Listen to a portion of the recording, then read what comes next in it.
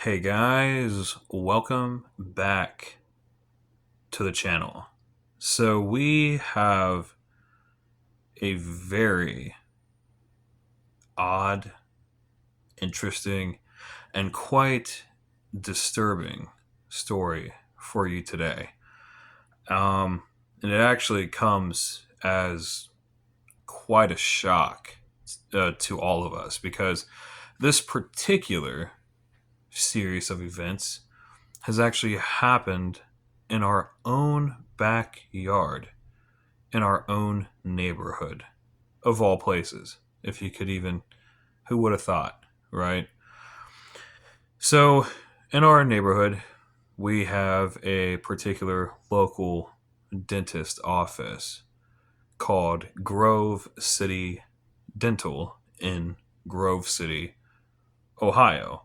And at this particular dentist office, there is a doctor, the head dentist.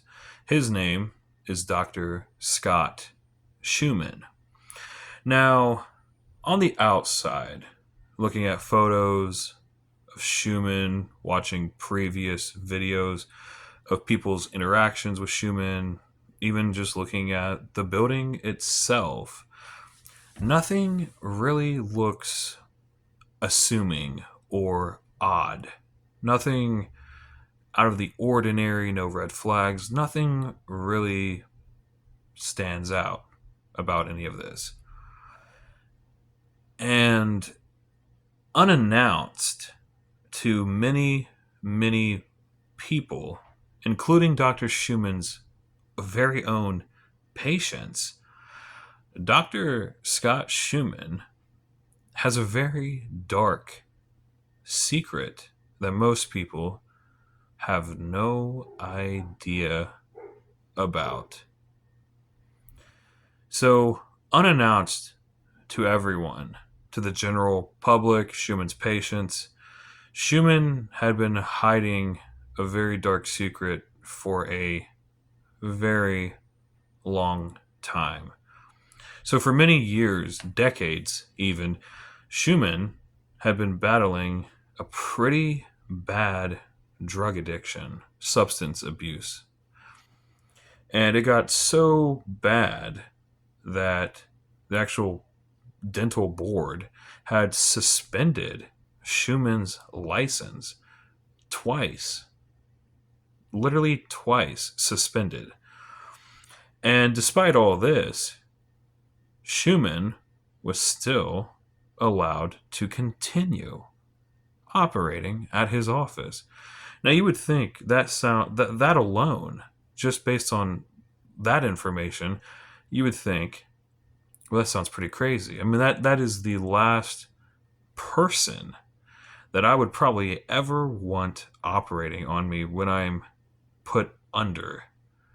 Because I would say that a drug addicted dentist and a patient who has been put under doesn't sound like a very good combination in my book.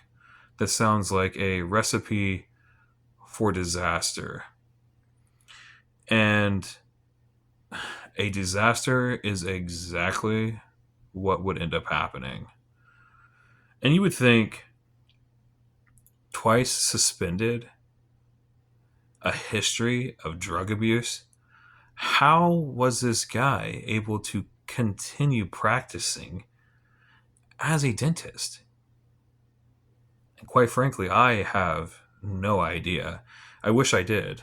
Believe me, I want those answers just as much as you do. But I have no idea.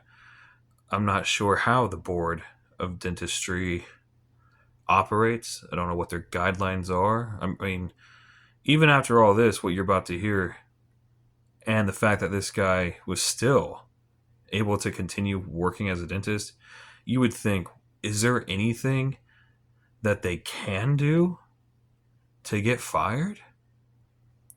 Because this story takes a very, if it wasn't already dark enough, this story takes an even darker turn.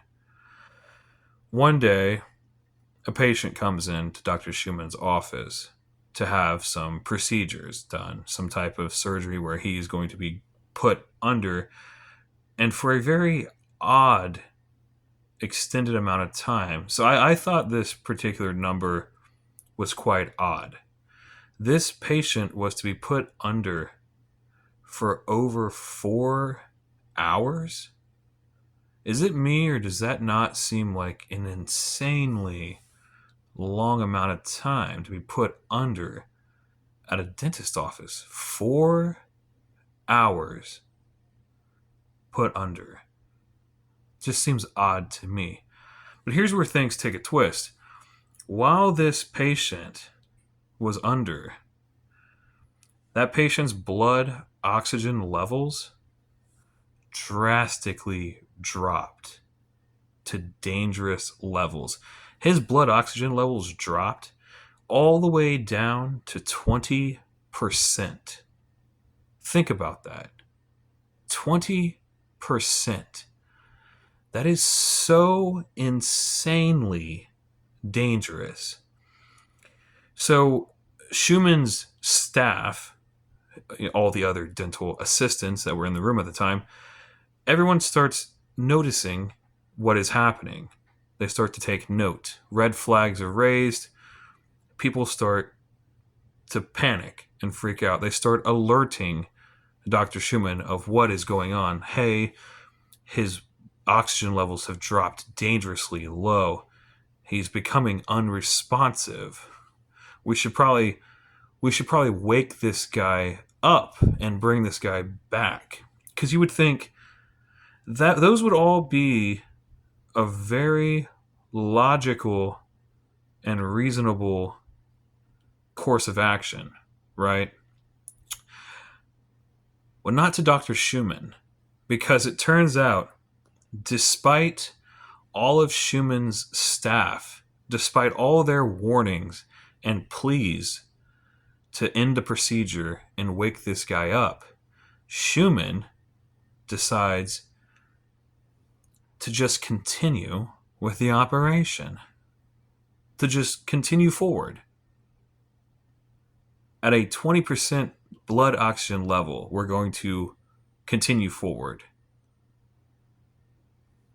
How is this guy a dentist? I do not understand. So here's where, and this is getting even darker. It turns out that decision to just push forward, despite everything that we're seeing, well, it had a consequence. And that consequence ended with a man losing his life. That patient would soon pass away at the hands of Dr. Schumann. That was it. He was gone. A beloved family member, a father, a grandfather, a brother, an uncle. A family is missing one of their own that has fallen at the hands of this dentist, of this Dr. Schumann. So you would think, surely this story, disturbing as it is, surely there has to be some sort of silver lining. Surely the family gets some type of justice, good prevails over evil, something like that, right? Not quite, because from everything that I could find, it doesn't look like anything is going to be happening to Dr. Schumann. In fact, to add salt to the wound, even after this man has fallen at the hands of Dr. Schumann, Schumann was actually allowed to return to work the same week and continue operating on people. And that is what he is doing right now. As we speak, Dr. Schumann is back in his office, continuing to put people under. That is probably the most unsettling of all of this is that despite everything that has happened, the long history of the drug abuse, the twice suspended license, a patient losing their life, after all that, Schumann is still able to continue as normal, as business as usual. I have no idea how that is even remotely possible. But yet here we are. I hope this family gets some sort of justice and closure in this. A man walks into the dentist office and ends up being rolled out on a stretcher. And that's the last his family would ever see him again. That's probably the last thing you would expect to happen at your local dentist office. This whole story is just insanely disturbing. And the fact, like I said, that it happened in my own backyard, in my own town, just really hits hard to home. You know what I mean? Like, it's crazy. It's absolutely insane.